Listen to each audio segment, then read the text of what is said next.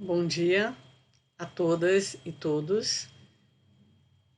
Sou Maria José de Rezende, sou professora de Sociologia da Universidade Estadual de Londrina, no Brasil, e estou aqui para falar um pouco da minha proposta, de pesquisa, da minha proposta apresentada ao simpósio, e claro, tenho aqui o objetivo, nesses poucos minutos que me resta, de mostrar a conexão que eu estou fazendo no meu trabalho, na minha pesquisa, entre alguns autores latino-americanos que trabalham a temática do colonialismo interno com a obra de Norbert Elias. Então, um dos primeiros aspectos a destacar é que há um amplo estudo, uma ampla discussão na América Latina acerca de que nós não vivenciamos somente um processo de colonialismo externo, mas também de colonialismo interno.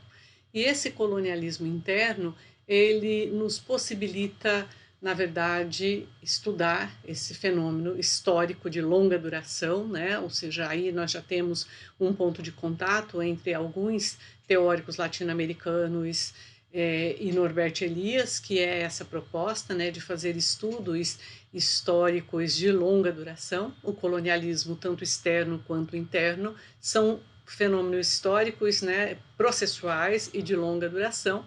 E nós não vamos aqui estar falando do colonialismo externo, mas do colonialismo interno, ou seja, esse fenômeno que tem na sua base um processo, na verdade, de dominação, uma forma de estruturação das relações econômicas e de poder que favorece sempre os mesmos.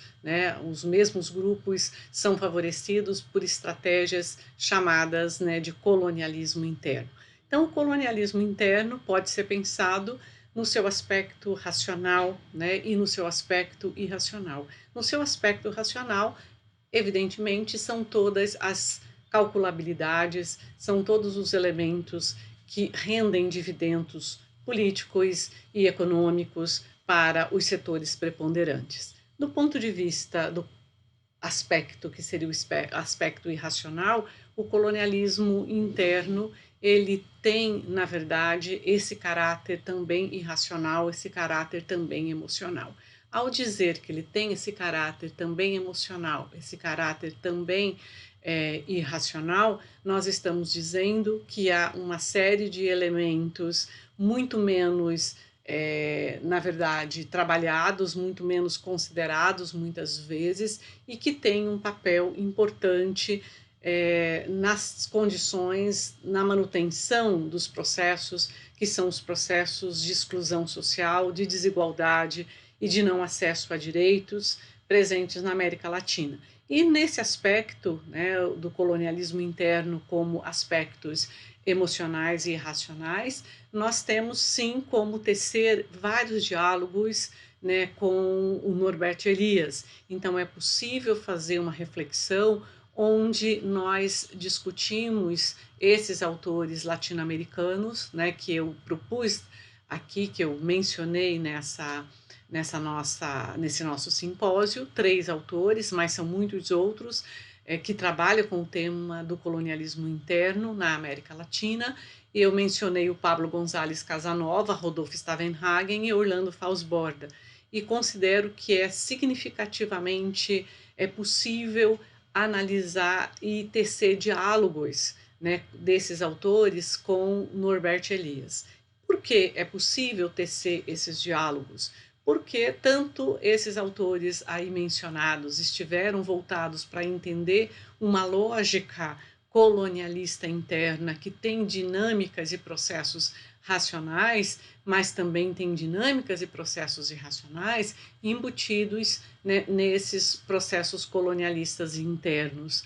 Então, do ponto de vista da racionalidade, claro que a manutenção da superexploração econômica, a manutenção de lógicas de subtração de direitos ou da não efetivação de direitos, todos esses elementos fazem parte do colonialismo interno, e tem uma racionalidade, contém uma racionalidade no modo dos setores preponderantes agirem para manterem, evidentemente, intactos essas condições de subalternização e de marginalização, muitas vezes, de uma parte da população dos processos sociais, dos processos econômicos, dos processos políticos, né? Ou seja, não alcançar a possibilidade, né, de ser partícipe na contenda política. Isso é um elemento, isso é um traço do colonialismo interno.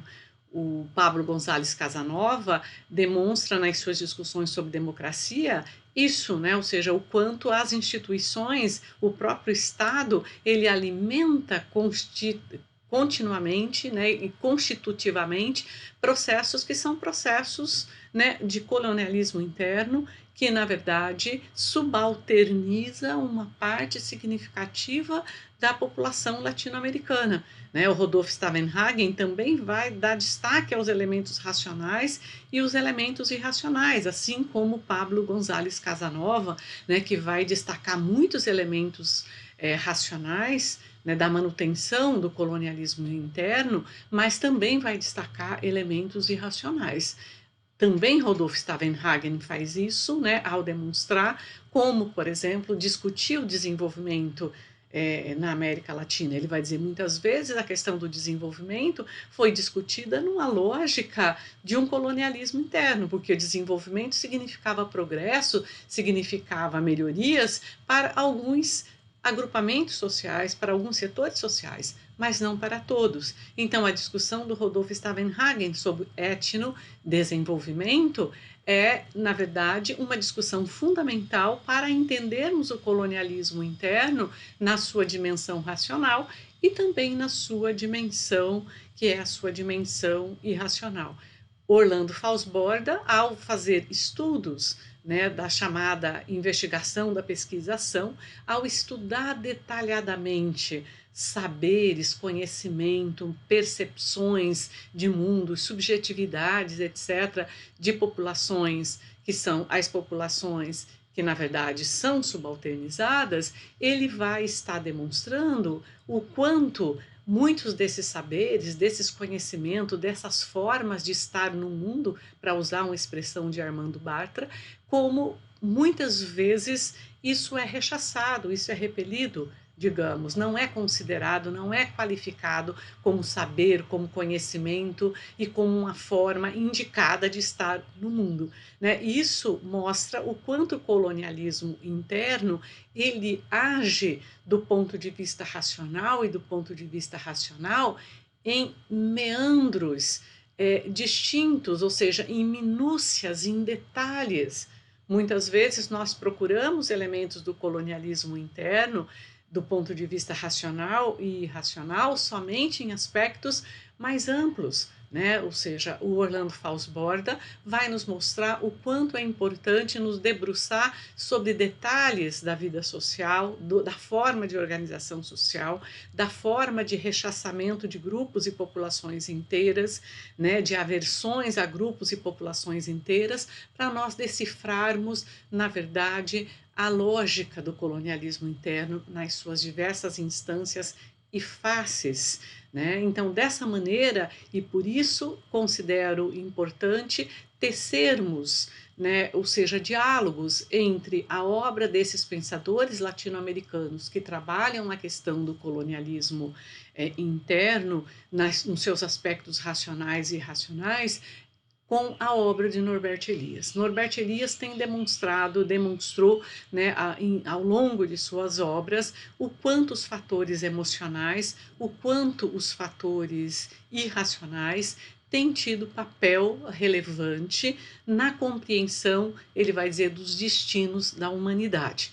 Né? Então, seja a compreensão dos sentimentos de ódio, sentimentos de vingança, sentimentos de superioridades, sentimentos de inferioridades, sentimentos de repulsa, preconceitos, discriminações, eles estão ali sempre na base, muitas vezes, das dificuldades da constituição de processos civilizacionais de longa duração, né? Ou seja, a democratização, por exemplo, das relações sociais, né, passa por um processo de distribuição de poder, passa por um processo de diminuição da violência, passa por um processo de inclusão social, passa por um processo de observância aos direitos fundamentais aos direitos humanos e etc.